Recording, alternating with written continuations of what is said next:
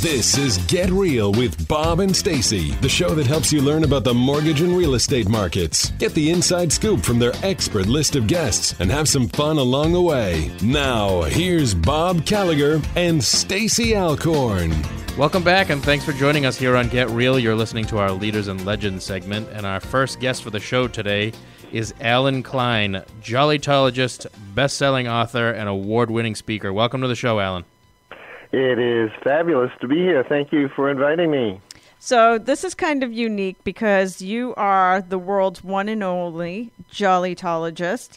Allen, through his books and presentations, shows people worldwide how to use humor to deal with everything from traffic jams to tragedies. He's an award-winning professional speaker. He's received all kinds of accolades, Lifetime Achievement Award from the Association for Applied Therapeutic Humor, Certified Speaking Professional designation from National Speakers Association, and a Toastmasters Communication and Leadership Award. He has written more than 25 books, which have sold over 600,000 copies. Some of his books include The Healing Power of Humor, Learning to Laugh When You Feel Like Crying, and his latest book, which we're going to talk about today, You Can't Ruin My Day. So the theme of the book, I take it, is how to take back your power and not let anyone or anything ruin your day or life. Where did the idea of the book come from? I was on my way to the gym. It was a Saturday morning. I was really happy. It was my intention to have a great day, and I'm getting a speeding ticket on the way to the gym. And I was listening to music from Billy Elliot. I had just seen the show, and I'm singing. I'm happy. I get to the gym, and I'm telling people, I just got a speeding ticket. And they're going, how can you be singing and happy you just got a ticket? And out of my mouth came, I'm not going to let that policeman or that ticket ruin my day. And I realized how often we let other people or other things ruin our day, and we have the power to not let that happen. So I started to put the book together, and I came up with 52 ways that either I or other people I was researching used to have a great day every day and not let anything or anyone ruin it. Why do you think people allow themselves or allow other people to ruin their day? Well, part of it's human nature, but I think the main reason is we don't realize that we have the power to do that. And one of the main themes of the book is that there's no inherent meaning to anything. We put the meaning on everything through our eyes. Somebody could be in a traffic jam and going, oh, I'm going to miss that meeting and this is awful. And someone else can go, I'm going to miss that meeting and this is great. Now I have a great excuse. I didn't want to go to that meeting anyhow. Good point. That's awesome. What does it mean to set your intention? Oh, wow. I just did a TEDx talk on that. It's not out on YouTube yet. But to wake up in the morning, what kind of day are you going to be having? My intention before I did the show with you right now was to have a great show, to have a great interview. So because I think the world, you start thinking that way, and the world kind of lines up with your thinking, and people start getting on board with your thinking. So I'll give you one example. I used to live in New York City. I wanted to march in the Macy Day Parade when I was here in San Francisco looking at it one Thanksgiving. I didn't know how to do it, but my intention was I'm going to march in the Macy Day Parade. So I asked everyone I knew, because I believe we're 6 degrees of separation from people that could help us get what we want, and nobody knew how I can get in the parade. So I asked a couple of my other friends on Facebook, my 2,500 friends, and one woman said, I don't know who to ask, but I'll find out for you. I live in New York City, and she did, and I got in the parade, and it was one of the most joyous events in my life because I'm shaking hands with everyone along the parade route, a lot of people, and wishing them happy Thanksgiving. And the kids' faces and the older people's faces just were glowing. Everyone was happy that day. So it was my intention to do it, and I made it happen. That is so cool. That's an awesome story. So what do you mean by the wake-up call, stop struggling? Well, again, it's what is your intention? And often what I find in my life, when I'm struggling with something, when something's not happening or coming, I think maybe it's not the right time, or maybe I'm doing it wrong. Or I got to stop. I gotta let that go, and again, let the world support me. So about 8 of my books were published by Random House, and they closed that division, and so the books were out of print. So I got the rights back, and for over a year and a half, I struggled every day contacting publishers, contacting other authors, who was their publisher, trying to get those books republished. And it didn't happen, and I thought, Allen, stop struggling. And so I put a little note, a card above my computer that said, the perfect publisher will find me. And I just let that happen. And so several months later, I go to a meeting, I sit down, and the man beside me is turned around talking to 2 women, and they're telling him that they have a very successful publishing company, but they're starting a new division, and they are looking for books that are uplifting, motivational, inspirational. And I turned around and I said, I have 7 or 8 of those, but I have the rights back. They're all ready to go. And they gave me their card to send them the books. And I looked at the card, and this was the first miracle, the first stop struggling. The card, their office was 5 blocks away from where I lived. So I brought the books to them, and they since published several. But then they got too big for their small office, so they moved, had a big party. I walk in, and this woman comes up to me, and she says, you don't know me, but I know you, and I own this company. I'm glad you're one of our authors. I live in London, so I'm not here a lot. That's why you haven't seen me. But I've known you for about 10 years. And I look at her and go, I don't know you. And she said, and this is the second miracle why the perfect publisher found me. She said, I used to live across the street from you, and I'd see you walk your dog every single day for 10 years. Holy cow. Wow. The perfect publisher found me, and now they have published, I think next year's book is the 8th or 9th book they're publishing. Wow. That's an awesome story. You also say that people need to practice staying in neutral. What does that mean? Well, when you put your car, Stacy, in neutral, and it doesn't go forward, it doesn't go backwards, it doesn't go sideways, it's just there. And I think sometimes when we get caught up in things, we need to realize we can put things in neutral. Don't get in an argument. If you're flying and your flight is delayed or canceled, don't get in an argument with the person behind the counter. They're doing their job. Maybe the weather's not good. Maybe the engine doesn't work. Do you really want to get on the plane in that circumstance? Right. Just put it in neutral and just, kind of go with the flow thing, because that's, again, the struggle. When we resist stuff, that causes us stress. That causes us, could even cause illness if you have that much stress. But being confrontive is not always the best choice. Yes. So I'm going to ask your opinion on something, since, what are the chances I'll ever get a jollytologist on the phone again? 'Cause there's only one. We have his number, so pretty good. Yeah, you can call.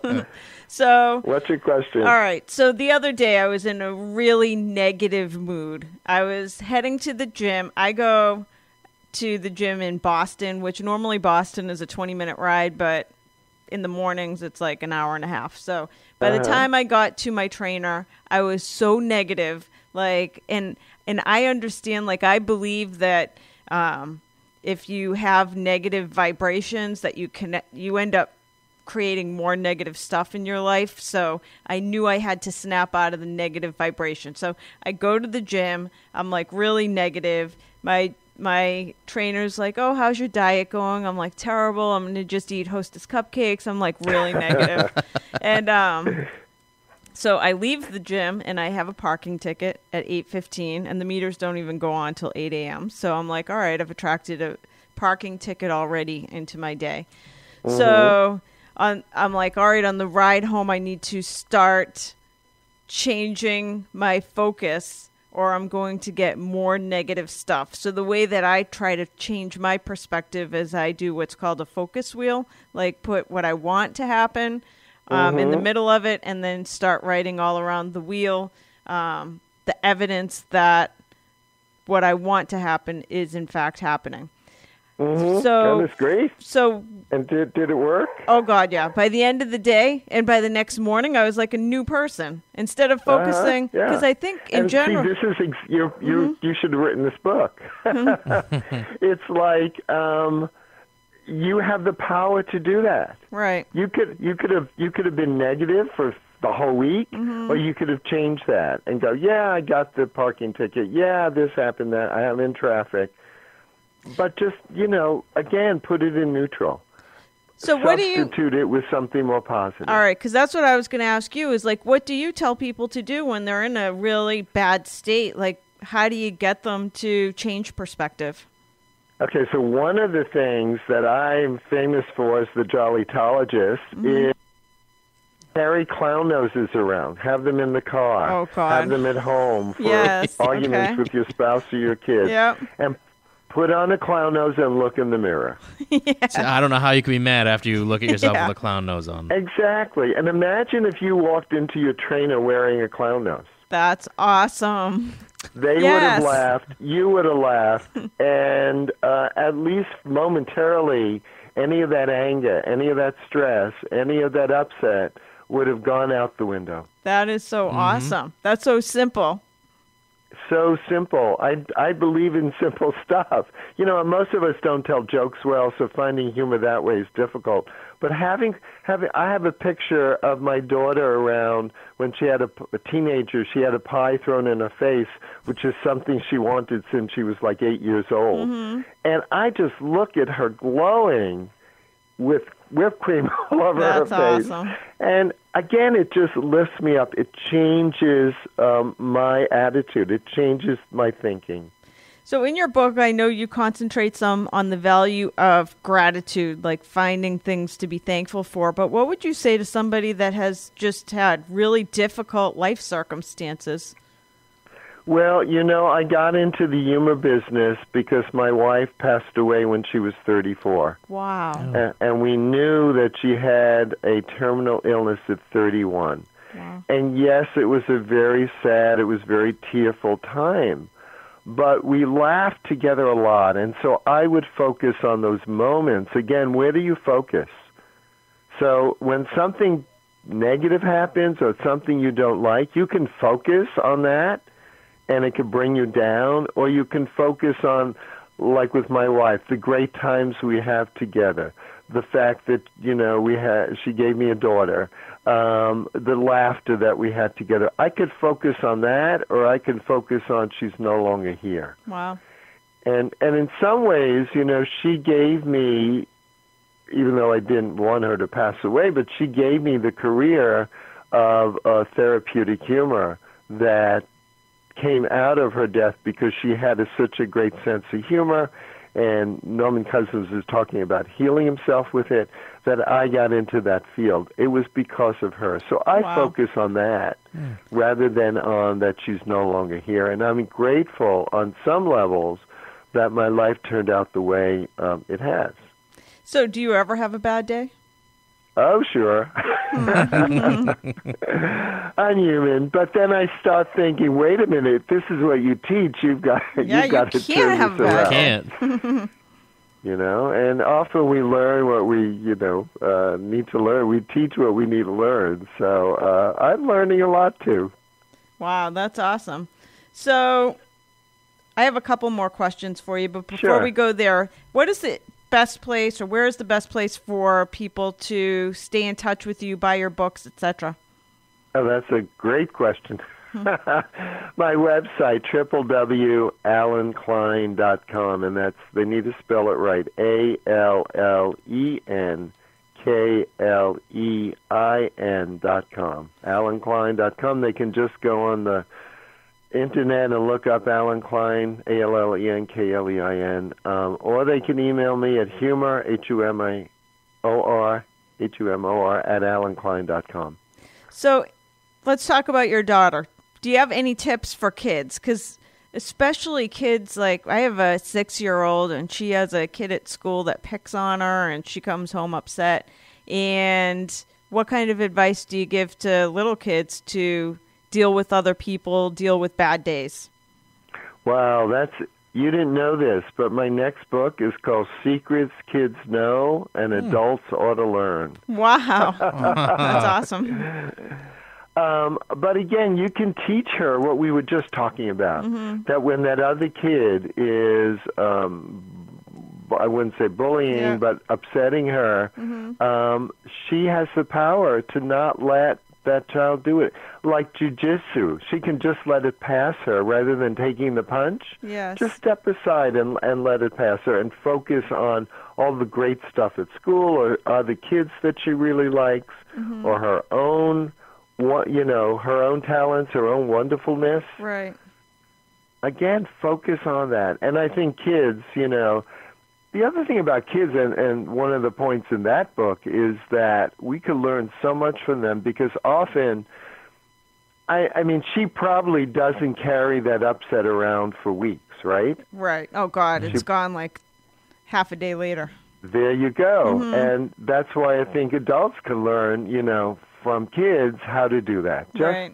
Yeah, they're upset, and then they say, I never want to play with her again, and then 2 minutes later, they're playing with that person. That's awesome.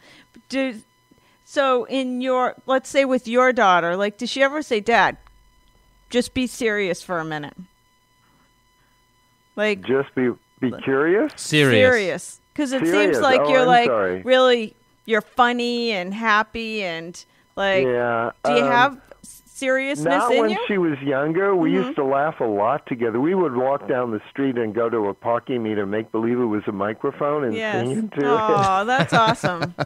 But when she was a teenager, she would, Dad, Dad, stop, Dad, you're being silly, Dad, you're embarrassing me.